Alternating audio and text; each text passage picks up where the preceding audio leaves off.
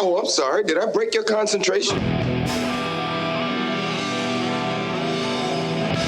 Somewhere between science and superstition.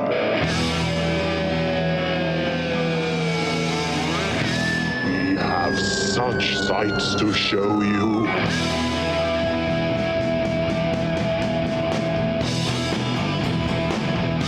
Strange Eons. Welcome to a Strange Eons radio mini episode, what we like to call short Eons over here. That's Eric Morgan over there. Howdy. That's Vanessa Williams over there. Hello. I'm Kelly Young. We're still all in lockdown, so we're going to keep putting out these episodes. And the whole point of these episodes is to suggest to you something that you can easily stream and watch at home. Maybe it's something you've never seen. Maybe it's something you've heard about and you just needed us to give you a little push in that direction. Maybe it's something you've seen that deserves a rewatch. Yes. But before we do that, we have to have a message from our sponsors, and then we'll be right back with our suggestions.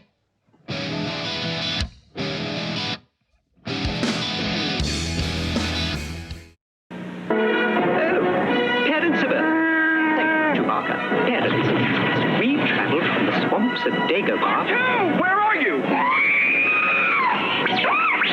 How do I get here? ...to the battlefields of the ice planet Hoth.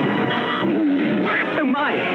Now from Star Wars and The Empire Strikes Back comes Kenner's Star Wars The Empire Strikes Back collection. A toy universe of heroes, villains, fantastic space vehicles, and faraway galaxies. I was just getting to that. These are action figures, 47 in all. Fantastic. Look, it's AT-AT, all-terrain armored transport. Easy, Chewbacca. Here's Dagobah, training grounds for Master Luke. That's Slave One with frozen Han Solo. And this is Hoth Wampa, the snow beast with Tauntaun, from the Ice Planet. Remember, parents, there's only one Star Wars The Empire Strikes Back collection from Kenner.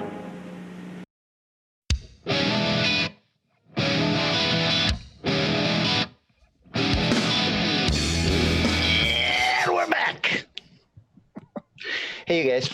This week, I want to talk about the Clone Wars.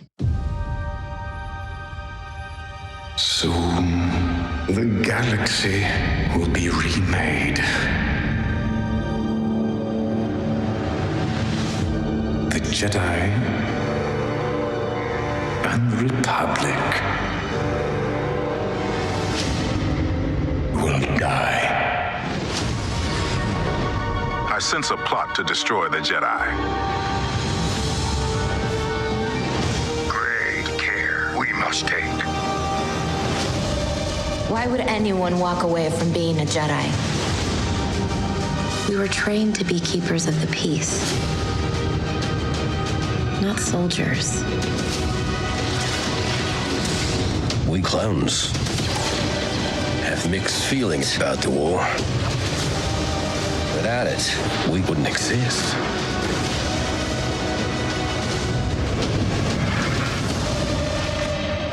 All part of the plan. The plan. Everything is about to change.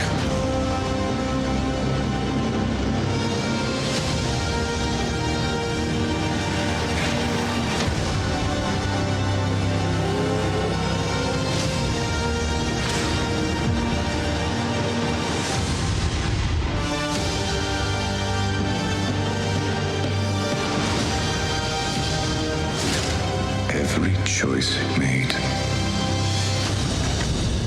has led to this.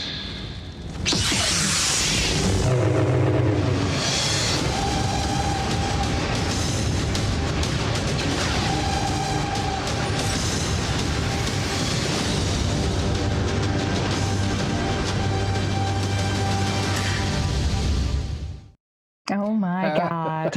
I know, super nerdy, but if you have Disney Plus, they are streaming all 7 seasons of the Clone Wars. Whoa. And Well, it went that way because Disney Plus put out finally the 7th season that was planned before it got canceled. And so they created this last 7th season. And you guys, if you're a Star Wars fan, and I am, there's a lot of shit to love in this series. It takes place basically between episodes 2 and 3 of the Star Wars saga. Now, nobody likes the prequel movies, but the third one, Revenge of the Sith, was fairly decent.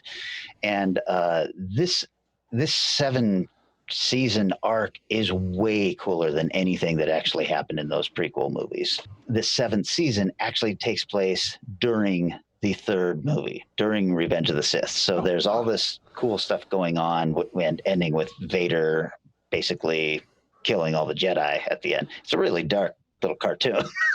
Wow. But don't take my word for it. The critics have it at 93% on Rotten Tomatoes. The audience has it at 91%. And it is, as far as the Star Wars stuff goes, it is beloved. You're not going to see those kind of Rotten Tomato critics on any of the movies, even the original trilogy. No. So that's my pick. Sounds pretty good. So I will go next. I'm going to throw out there Good Omens.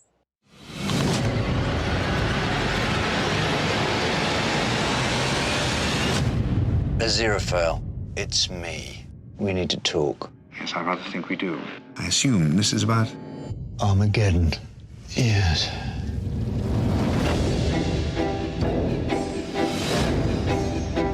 How long have we been friends? 6,000 years. Is that you under there, Crawley? Crowley? What the hell are you playing at? Friends, we're not friends. We are an angel and a demon. We're on opposite sides. We're on our side. It's up to me. Yes. We have nothing whatsoever in common. I don't even like you. You do. Armageddon is coming. And then it's all over. No more fascinating little restaurants where they know you. No more old bookshops. There must be some way of stopping it. We have to work together. It's the end of the world we're talking about. It won't be the war to end all war. It'll be the war to end everything.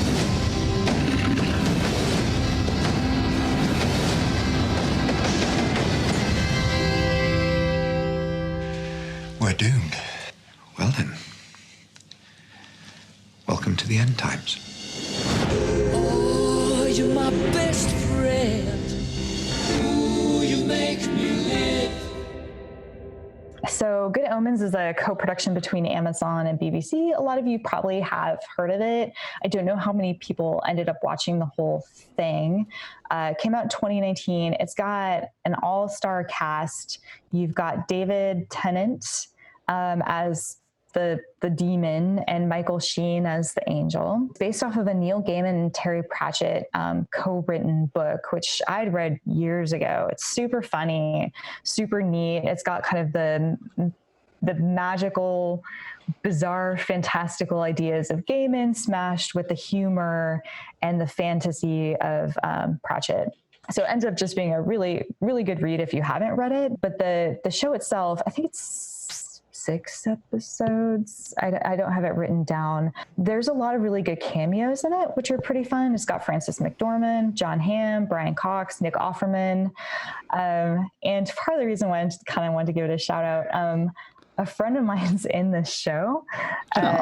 Yeah, Jill Winteris is playing Harriet Dowling, which is Warlock, the kid who isn't the devil, who they thought was going to be the devil's son, his mom. So I knew her back from living in the UK, and she's either engaged to or married to a very good friend of mine. But anyways, so it was a joy to see her in it. But I will say, like, you know, it's pretty well directed. It's a lot of fun. It has its ups and downs and moments where it can feel a little slow. But I think generally it's a pretty fun ride to get through it. I wasn't sure how they were going to take a book that was this big and make it into like 6 episodes. But I felt like actually they did a pretty good job of parsing up the story and using those really big beats in an effective way. yeah, I was pretty satisfied with it. And of course, David Tennant and Michael Sheen, watching them bounce off each other alone is a huge joy. My only real problem with it was looking at David Tennant's like demon eyes. Gets really frustrating, but because I think they look terrible, but he has like glasses he wears through most of it. So that really takes care of that issue for me. Also, the director of it directed Sherlock. So you're in good hands. Yeah, so that's my pick. It's a super cute premise too, because both the demon and the angel are there to kind of usher in Armageddon, right? And well, then they... actually, so they're both there from the beginning of the universe, right? So from the beginning of time, one is supposed to be pulling humanity. They're both on Earth, and I don't think there are others on Earth. And one's supposed to be pulling humanity towards chaos and evil, and one's supposed to be pulling them towards good. But they end up just kind of being stuck on this like deserted island together. So they keep running into each other throughout time and being like, oh, hey, how's it going? Yeah, you want to grab a drink? They realize at some point that heaven and hell are not really paying attention, and humanity is doing a perfectly good job itself of being sometimes good and sometimes evil. So they're like, we could literally just hang out and not do our job. And they're like, sure. And then one of them finds out that basically their heaven and hell are trying to create an apocalyptic war with each other. And they kind of don't want that to happen because they're both very fond of Earth. Right. So they both step in to tag team together to stop the apocalypse. But of course, there's always that like question of like, well, are they though? Or are they like playing each other? Or it's very cute. And they're constantly going back in to like check in at home and like have to kind of lie to them about what they're up to. And like, yeah, no, I totally did this thing. Don't worry about it. It's fine. It's fine. Excellent. I've gone a little bit different for my pick this week. I figure since you're listening to this, you probably are fine with listening to podcasts. This is from Shudder. You can actually listen to it on Shudder's station as well. It's called Video Palace.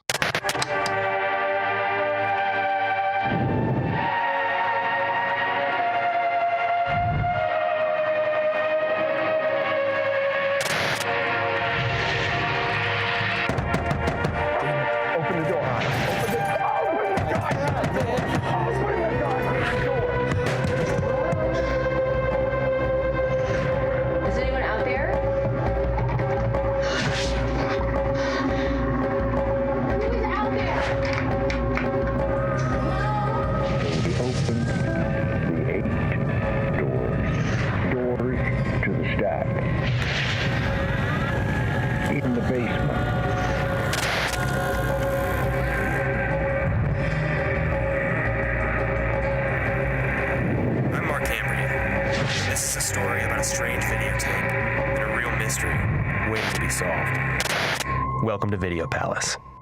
It's a multiple-part story-based podcast created by, in part by Michael Manello, I believe I say, from one of the producers of Blair Witch. And whether you like the movie or not, the producers did a damn good job on Blair Witch. Nick Braccia was the other one, and he really didn't have a lot of kind of credits. I'm sure he does a lot of fine work in whatever his life is. Voice talent is Chase Williamson, who I enjoyed a lot in John Dies at the End. And Devon Seidel, who was not her fault, cast in the movie 31. But I take it Kelly knows the movie, but Vanessa does not. You're not fine. her fault. Look, she tried out for that. That's her fault. They didn't make her star in this movie. Paid actor, man. Take what you can get. Joel McCrary, who's been in tons and tons of TV. The storyline behind it is, as we mentioned before in the past, kind of a storyline I find very interesting. There's a version of it. A video collector has watched this mysterious VHS tape, begins talking in his sleep in a language that seemingly does not exist. So him and his girlfriend go on an investigation to find out what this video is and where it came from. This came out pretty much after video stores had been largely gone. And it's about a former video store that were they producing this tape? Where did they get this tape? What is this tape really all about? And it is a fun, interesting listen with some nicely done audio scares. It suffers from anything that an audio production does, where people sometimes lines will be weird, like, look at this videotape over here. Here, look at this videotape for me. Just like stuff you would see, but you have to say because it's an audio medium. But it is a lot of fun to listen. That's Video Palace, available where you get your fine podcasts or on Shudder.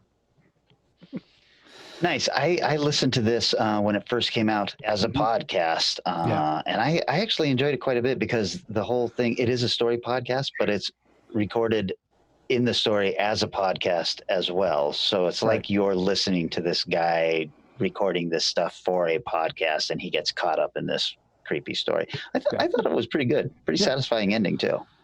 Yes, it does. Well, cool. That's it for these short Eons episodes. They're quick, they're fun, and if you don't like it, get the hell out. Damn, son.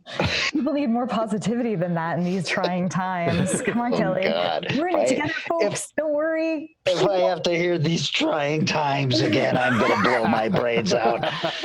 Every day is a magical day that we get to be here on planet Earth together. Let's make the most of it, guys. And apart. Guess what, you guys? I love you both, and I miss not being able to see you in person. Yes. I love all you listeners, and I really appreciate all the kind words and everything. And we will be back in just a couple of short days with a new episode.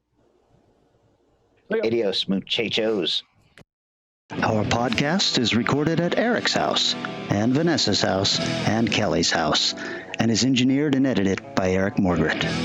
Our theme music is Strange Eons Part 1 by the band Nightshade and is used with permission. Find Strange Eons Radio on Twitter, Instagram, Facebook, and wherever fine podcasts are found.